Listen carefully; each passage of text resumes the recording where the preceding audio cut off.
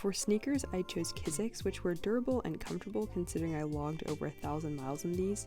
The hands-free functionality was convenient. I thought it would come in handy for security, but the US is in the minority for making you take off your shoes. For water activities, some hiking, and just really hot weather, I wore these Tevas, which held up really well and never hurt my feet. I never used the Lark bottle's blue light purifying feature because I never felt like risking getting sick, but the water bottle strap kept my hands free and ensured I didn't lose the bottle.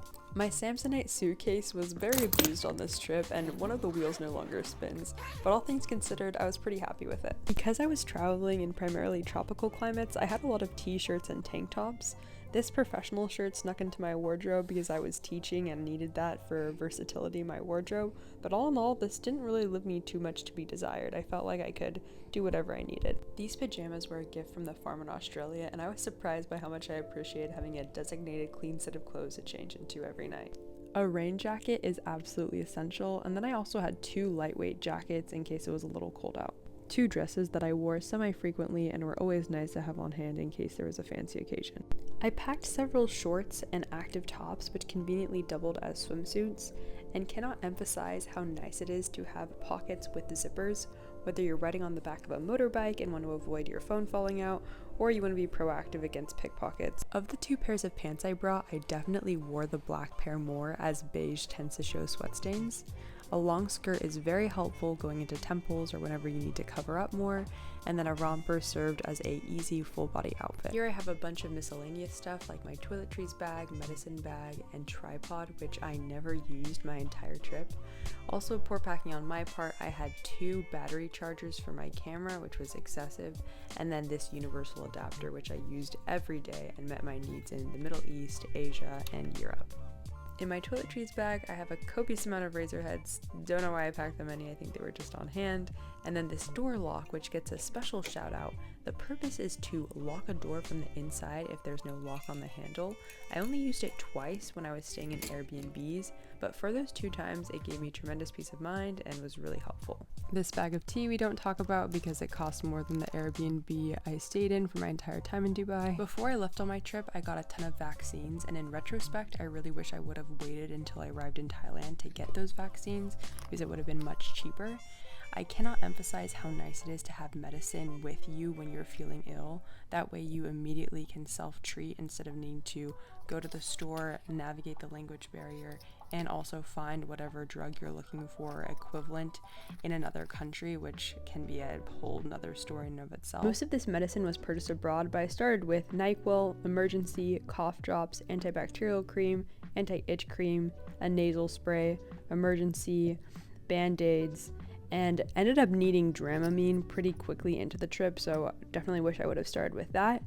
My doctor also prescribed me a pill for traveler sickness or diarrhea and an antibiotic in case I got into fresh water, neither of which I ended up using. I thought I would use this to keep stuff off the ground. I didn't. I thought I would use this lock. I didn't, and I brought a container just in case, and I didn't use it either. I rarely used this card, which is why it's in my medicine bag. Instead, I used my Venture One card, which has no foreign transaction fees, Charles Schwab debit card, which has no ATM fees, and my US Bank credit and debit card. In the remaining half of my suitcase, I have a range of items, some of which I rarely use, like my extra compression bag, collapsible Tupperware, and bar of shampoo and body wash, and others that I use a lot, like my microfiber towel, laptop, safari hat, and copious amounts of socks, which I thoroughly enjoyed having. Here I have some socks and underwear and separate face towel, which was extremely nice to have on hand.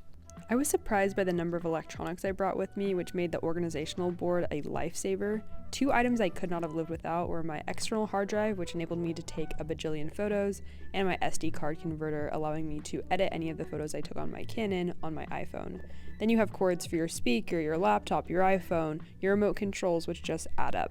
You get the picture. Every pocket had something in it, and this was no exception. So here we have some surprise souvenirs from friends that I met along the way, as well as 2 dry bags to keep any of my items dry during water activities or intense rain, and a photocopy of my passport and driver's license. This backpack gets an MVP award for durability considering all it's been through. I got pretty smart with the packing of this, where the external pocket had things that I might need to grab quickly, like my hairbrush, toothbrush, or anything to freshen up, and then I had this bigger pocket, which was my junk drawer with a bunch of miscellaneous items, anything from deck of cards, my dead cat microphone, notes and letters from students that I had interacted with, additional copies of my passport, some foreign money, my international driver's license, which, note, this only enabled me to drive a car, which I rarely needed, and said I should have got the other license for you to drive a motorbike, some snacks, a plastic bag, which really came in handy. I stored my dirty shoes in this.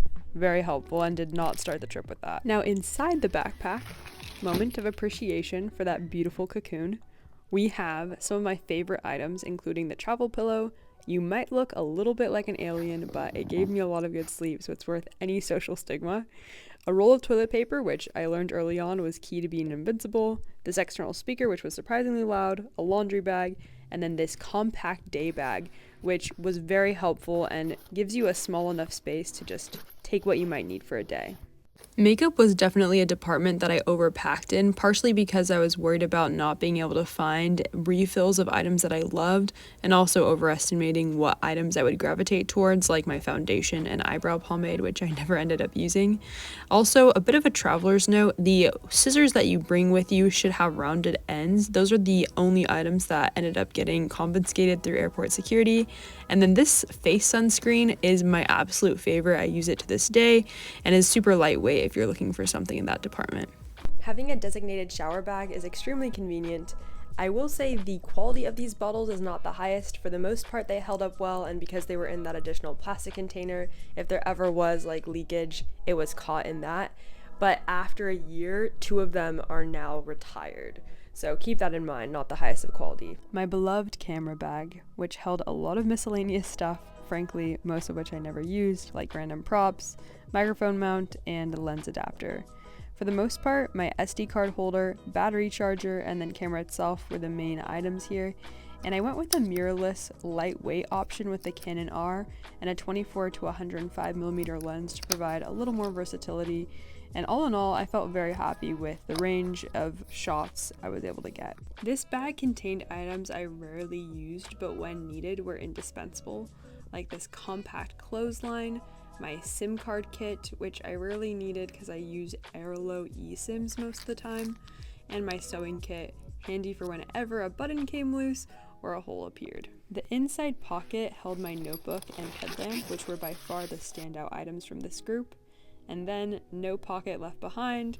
Where you would typically store a laptop, I stored my hair straightener. There was rarely a day that I left without my fanny pack. Even if I brought my day bag, it would serve as an additional compartment to organize and keep everything close together. My battery pack, hand sanitizer, pens, any charging cords, those were all the essentials that were stored here. Ideally, this is my invincibility bag. One note, I mentioned this earlier, but Dramamine, which is a motion sickness drug, helpful for if you're on a volatile ferry ride or on a very uncomfortable sleeper bus, that will knock you out and is very helpful to have in case you need to sleep in uncomfortable situations.